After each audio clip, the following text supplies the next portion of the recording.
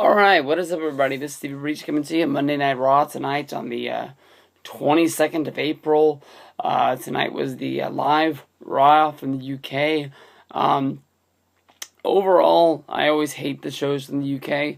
I think it's really cool that the people over there get to experience WWE. I know a lot of people make the trip over for WrestleMania, such as the UK Rampage. But, a lot of fans over there are, basically just stuck over there, and it's their only chance to see it. They only go there once, maybe twice a year.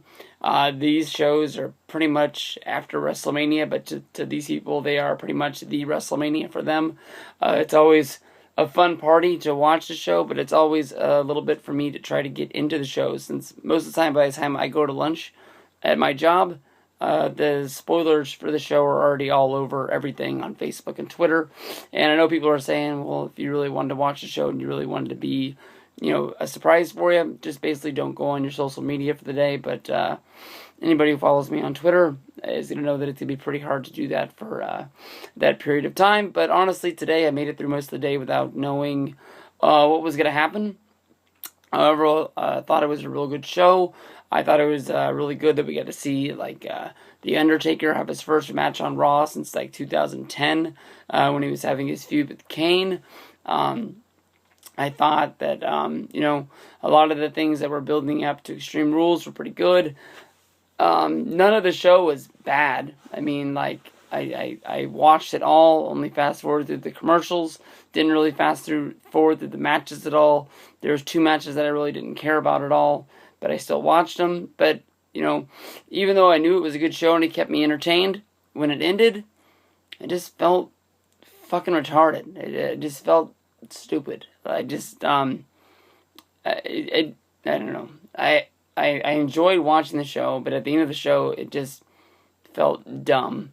That's the only way I can bring that across to you. And I hopefully, talking about these matches, giving everybody a little review of what happened, hopefully I can get you to understand that. But Triple H and Heyman came out. This feud is basically getting kicked off the same way the other 2 matches got kicked off. Triple H beating the shit out of Paul Heyman, and it almost looked like it wasn't going to happen. Heyman was saying that Triple H wasn't going to be there, that he received an email from the anonymous general manager, and Triple H saying he wasn't going to be there. Then once Heyman started putting the boots to him, Triple H came out there, pulled the surprise, and basically hit the pedigree on Paul Heyman, and said that he was the one who lied this time, and he got the upper hand on him. Really didn't care. We all knew this match was going to happen, and I just want to see I just want to see Triple H and Brock get it on. That's all I really care about. R-Truth came out, much like it was 2010 all over again, just like the anonymous general manager makes his return. Somebody gave R-Truth a mic for his trip down to the ring, and he got the What's Up song. I always really liked the shows that were outside of the country because R-Truth wasn't allowed to go because of his troubled past. Cesaro came out. I honestly thought he was going to get one of the biggest pops of the night, with, I guess, him being from Switzerland, and, they take care of their own guys over there, and Cesaro pretty much got booed out of the building as he did his whole little yodel on his way down to the ring, mocking R-Truth. But Cesaro, I was hoping that once he lost that U.S. title, his losing ways would be gone, but Cesaro lost the match. This is the 3rd time R-Truth has beat Cesaro this year. I guess R-Truth just has his number. He can't beat anybody else on the roster, but for some reason he can beat this guy who used to be the U.S. champion. Jericho and Ziggler, this match got set up by Brad Maddox and Vicky Guerrero in the back. Whole stipulation of this match was leading up until Ziggler's title defense at the pay-per-view, which is the 3-way right now. If Jericho won, he got added to it, making it a fatal 4-way. The one thing that really caught my eye is that Ziggler was admiring his World Heavyweight Championship, and it was hanging on a ladder. I don't know if that means this is going to be a ladder match at Extreme Rules, but I think if you added the ladder to it, I think it would be an awesome match. Ziggler and Del Rio have had good ladder matches in the past. Swagger is a guy who's won the Money in the Bank in the past and also competed in other ones. So it's going to be good stuff. Hell, even Del Rio won a Money in the Bank. I forgot about that. And so did Ziggler now that I think about it. So, yeah, I guess I'm the dumb one today. But this match was honestly really, really good until it came down to the finish. The Fandango music went off. Fandango didn't even come out, but yet that distracted Ziggler enough to where he lost the match. I've seen matches in the past where the theme music came on and the heel has dropped toe and ran, even though the guy didn't come out, such as maybe the Stone Cold music hit, and then he got rolled up or he ran off being scared. But Jericho lost, and Fandango didn't even come out. The crowd popped for the theme, and Ziggler got the win. I was glad to see that he got a win during his title defense, because most of these guys that win the championship don't get many wins like this, even though it was due to some sort of a run-in. But there was no run-in. We had Cody Rhodes, the first match was Sandow versus Brodus. That was one of the matches I didn't care about. And then we also had Cody Rhodes versus Tenzai. Sandow won for his team, Tenzai won for his team. That's about all there is to really say about these two matches. For some reason, these two teams keep feuding, even though their Mania match never happened and nobody cares about it. I guess they're building it up to try to make it up for these guys by putting them on the Extreme Rules match. Hopefully the chicks won't be involved this time. But that's about all I have to say about that. Big E came out, had his match against Zack Ryder. Zack Ryder's big thing right now is he going to be changing his character? He didn't come out wearing his headband or his sunglasses or his anything. He didn't even spike his hair, which led people to think that, what's going on with him. Basically, I think it was just him trying to get people to talk about him, and I don't think anybody even noticed from WWE that he wasn't wearing his stuff. Zack Ryder's in a damn good position that people actually care about him. When you watch his shows and his matches that he comes out for, whether if it's on Superstars or any other show, he very rarely gets used on Raw or SmackDown. But when he does, they always have people in the crowd with his T-shirts. You always see his headbands for sale and his glasses for sale at the shows. If he changes his gimmick, nobody's going to buy his stuff. And so you need to stick with that gimmick as long as it is. Even if WWE doesn't want to push you, they're still selling your merchandise, and that's getting you a check in the mail, which is going to be, a whole lot more than whatever your, WWE deals were. So, Ryder, your year was really 2 years ago, but you really have a fan base.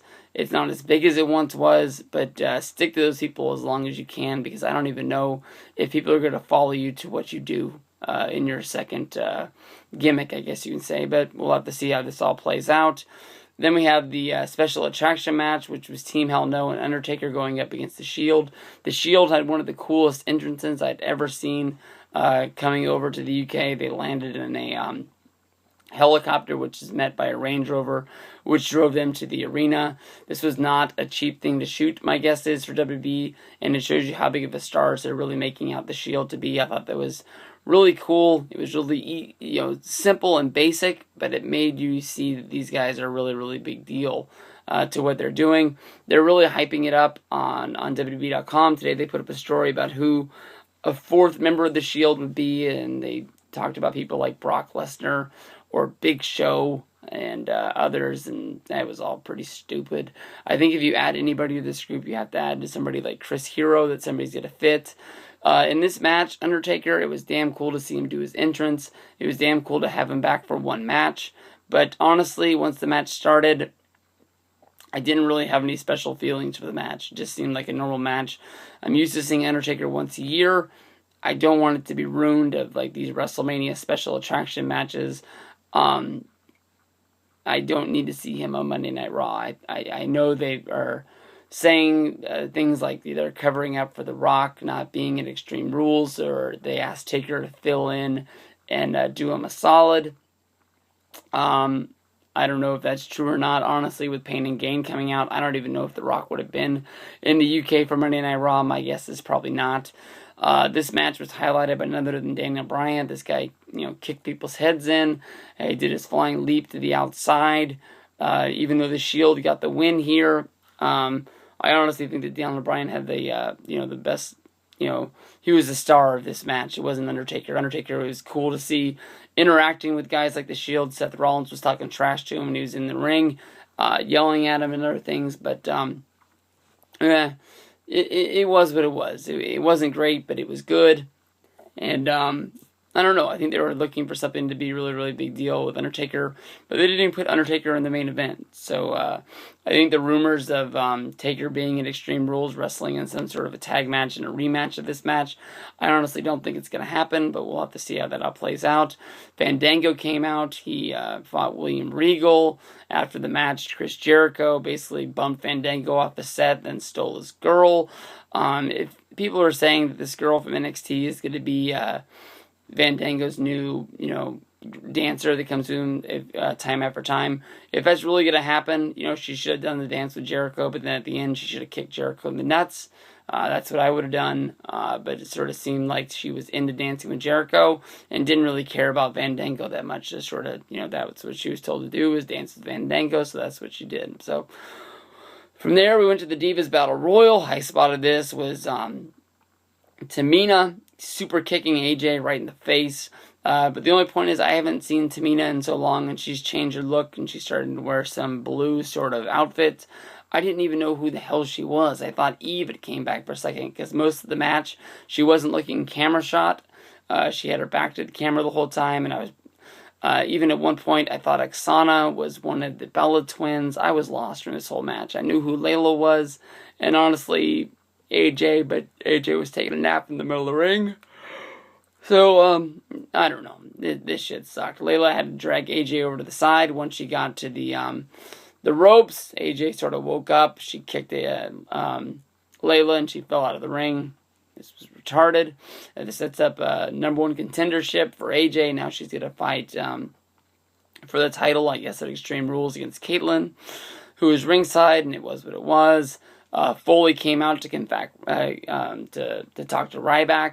This was, I guess, the main event of the show, I guess you can say. And Ryback's promo was really, really good. Why Mick Foley was there, I honestly was a little lost. I know he was planning on being in the UK already for his stand-up comedy show. I don't know if he booked those because he knew he was going to be there for Raw or not, but I don't know. It just sort of seemed like they told Foley go out there and say some stuff, and honestly, that was about it. It didn't really make sense. He was holding a steel chair that John Cena gave him the whole time, just in case that Ryback wanted to fight him. He put the thing up like he was going to hit Ryback with it and sort of challenged him to make a move. And then all of a sudden, out of the middle of nowhere, Foley put the chair down that he was supposed to be using to defend himself, and that was supposed to be the one reason why Ryback wasn't kicking his ass. Once he put the chair down, Ryback didn't kick his ass. He just sort of stood there and looked at him, and they faced off. The chair was supposed to be the one thing that even the score against these guys, since Foley is an aging legend and Ryback is the star of today and should be pounding this guy into the ground. And even Foley said that he should, but Ryback didn't do anything. The Shield's music finally hit to save us from this whole thing. I honestly didn't really feel like there was any reason why Foley cared about Ryback at all. Once the Shield started beating up on Ryback, it was 3-on-1. For some reason, when the Shield started making their way down the ring, Cena just stepped out of the ring, sort of like he knew that they were coming to beat up Ryback. They wouldn't come to beat up him for 2 weeks in a row. If I'm Cena and they're coming towards the ring, I'm stepping to the side for the one reason that I'm ready to fight, because the Shield kicked my ass last week as this other guy, Ryback, just stood there and watched. He's not going to have my back, but for some reason, Cena stepped out of the way, knowing that they were coming for Ryback. Magically, for some reason, they did start beating up on Ryback. Cena came after the Shield, chased them out of the ring, even at one point came after Roman Reigns, hit him over the head with an unprotected chair shot to the back of the head. I don't know if Reigns didn't know Cena was coming or whatnot, but the chair got all bent up, and they ended the show by making it look like Cena helped chase him off, and then out of the middle of nowhere, he gets the FU on Ryback, which sets up Extreme Rules, and we'll have to see what goes from there. I don't know. Like I said, I was entertained. I watched the whole show, only fast forward the commercials. I sort of took a little snooze, I guess you can say, during the Cody Rhodes, Damian Sandow against the Dancing Fat Guy singles matches. But, I don't know. At the end of the day, I just felt like I wasted 3 hours, even though I felt like it was fun while I was doing it. I don't know. But it is what it is. It's wrestling. I have to see what, check it out. Hopefully I can watch the main event this week. Impact on Thursday. Who knows about SmackDown on Friday. Peace out, everybody.